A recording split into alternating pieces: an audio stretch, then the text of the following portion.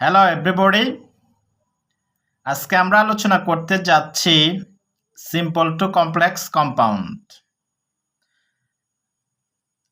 2 plus b1 যুক্ত, অর্থাৎ 2 এর পরে ভার্বের বেস ফর্ম বসবে। 2 প্লাস b1 যুক্ত সেন্টেন্সকে আমরা কমপ্লেক্স করব, কম্পাউন্ড করব।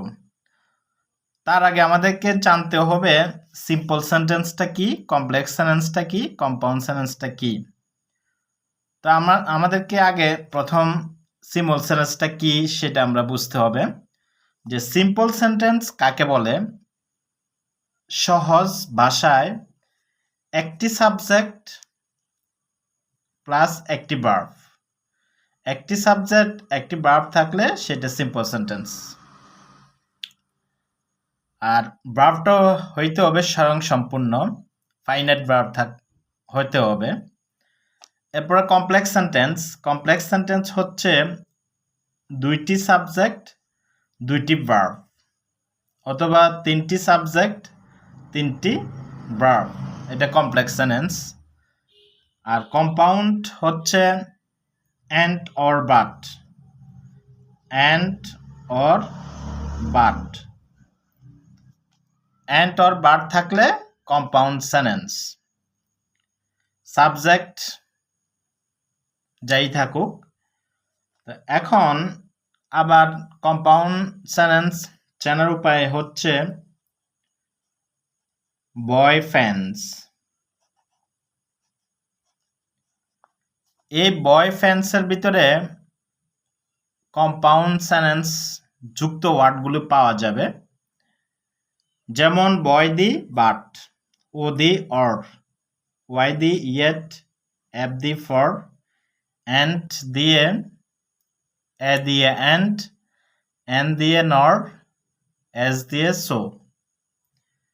এই ওয়ার্ডগুলি যদি থাকে তাহলে সেটা কম্পাউন্ড সেন্টেন্স। তবে অ্যান্ড অর বাট এটা বেশি ব্যবহার করা হয়। তো এখন আমরা শিখব 2 প্লাস b1 যুক্ত সিম্পল সেন্টেন্সকে কিভাবে আমরা কমপ্লেক্স কম্পাউন্ড করতে পারি।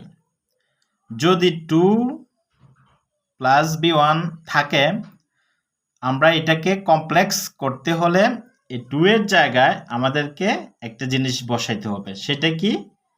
সো দ্যাট এখানে একটা সাবজেক্ট বসাইতে হবে, আর মে ক্যান মে, অর্থাৎ সো দ্যাট সাবজেক্ট ক্যান অথবা মে আমাদেরকে 2 এর জায়গায় বসিয়ে দিতে হবে, তাহলে কমপ্লেক্স হয়ে যাবে, আর কিছু চেঞ্জ করতে হবে না।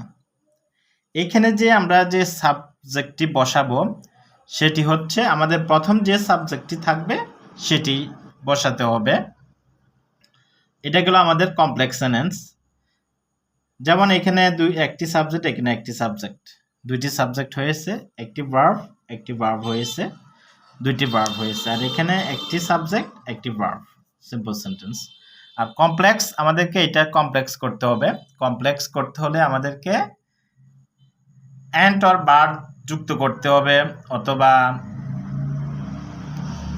বয় ফ্যান্স, এই কনজাংশনগুলি আমাদেরকে যুক্ত করতে হবে। এখানে we eat and we live. তবে এখানে আমরা অ্যান্ড এর পরিবর্তে আমরা অ্যান্ড সো ব্যবহার করতে পারি। And so, and for this এবং অ্যান্ড দাস। এগুলো ব্যবহার হবে জাস্ট সেন্টেন্সের উপরে নির্ভর করে। উই ইট, আমরা খাই। কি উদ্দেশ্যে খাই? এখানে উদ্দেশ্য বোঝাচ্ছে, পারপাস। এই জন্য টু লিভ, আমরা বাঁচার উদ্দেশ্যে খাই। তো এই জন্য আমরা অ্যান্ড সো ব্যবহার করব, এখানে অ্যান্ড সো ব্যবহার করব। We eat and so we leave, এটা হচ্ছে কম্পাউন্ড সেন্টেন্স। তো এখন যত 2 প্লাস b1 যুক্ত সেন্টেন্স আসবে সবগুলাই এই ক্যাটাগরিতে হবে। তো এটা যদি আমরা একটা শিখি অনেকগুলা তৈরি করতে পারবো, কারণ এটা বিভিন্ন পরীক্ষায় আসে, প্রত্যেক বছর বিভিন্ন বোর্ডে আসে। অর্থাৎ সিম্পল সেন্টেন্স থেকে কমপ্লেক্স সেন্টেন্স এবং কম্পাউন্ড সেন্টেন্স, তো এই তিনটে সেন্টেন্স একই অর্থ প্রকাশ করে। আমরা যখন স্পিকিং ইংলিশ করি, আমরা একে অন্যের সাথে যখন কমিউনিকেশন করি, তো আমাদের মনের ভাবটা বিভিন্নভাবে আমরা এক্সপ্রেস করতে হয়। বিভিন্ন ওয়েতে আমরা এক্সপ্রেস করি, কখনো সুন্দর ওয়ার্ড ইউজ করি, কখনো কঠোর শব্দ ব্যবহার করি। তো এখানে আমরা যদি একটা সেন্টেন্স শিখি, আমরা তিনভাবে এক্সপ্রেস করতে পারবো। তিনটার অর্থ একই, কিন্তু কোনো অর্থ চেঞ্জ হবে না, কিন্তু গঠনের চেঞ্জ হয়েছে। এটার নাম চেঞ্জিং সেন্টেন্স অথবা ট্রান্সফরমেশন সেন্টেন্স। যে একটা কথাকে আমরা কয়েকটা স্টাইলে বলতে পারি, সেটা বলার নামই হচ্ছে চেঞ্জিং সেন্টেন্স। তো এখানে আমরা সিম্পল টু কমপ্লেক্স এবং কম্পাউন্ড করব কেন? এই একটা সেন্টেন্সকে আমরা তিনভাবে বলতে পারি। মন যখন যেটা চাই সেটা দিয়ে আমরা এক্সপ্রেস করব, এই জন্যই। তো সেটা সিম্পল সেন্টেন্সটা কি? এখানে 2+B1 যুক্ত সিম্পল সেন্টেন্স হইতে হবে। 2+B1 যুক্ত। কমপ্লেক্স করতে হলে আমাদেরকে সো দ্যাট, সাবজেক্ট এবং মে, এখানে একটা সাবজেক্ট বসাইতে হবে, আর এখানে ক্যান অথবা মে আমাদেরকে ইউজ করতে হবে এই টু এর জায়গায়। তো এই জায়গাটার ভিতরে আমরা এই জিনিসটাকে বসিয়ে দিতে হবে, এবং কম্পাউন্ড করার সময় আমাদেরকে অ্যান্ড সো বসিয়ে দিতে হবে। অ্যান্ড সো টু এর জায়গায় কিছু চেঞ্জ করতে হবে না। অ্যান্ড সো এবং সাবজেক্ট, অ্যান্ড সো সাবজেক্ট বসিয়ে দিতে হবে আমাদেরকে। অ্যান্ড সো সাবজেক্ট এটা বসিয়ে দিতে হবে টু এর জায়গায়, আর কিছু চেঞ্জ করতে হবে না। যেমন উই ইট টু লিভ, এটাকে we eat so that we may live. এখানে আমরা ক্যানও ইউজ করতে পারি। We eat and so we live, এভাবে আমরা এক্সপ্রেস করতে পারি। তো এটা তিনভাবে প্রকাশ করা যায়, অর্থ কিন্তু এক, গঠনগত ভিন্ন, অর্থগত এক। এটার নাম সিম্পল, কমপ্লেক্স টু কম্পাউন্ড। তো এটা যদি আমরা ব্যবহার শিখতে পারি, তাহলে আমরা এটা দিয়ে শত শত সেন্টেন্স তৈরি করতে পারবো।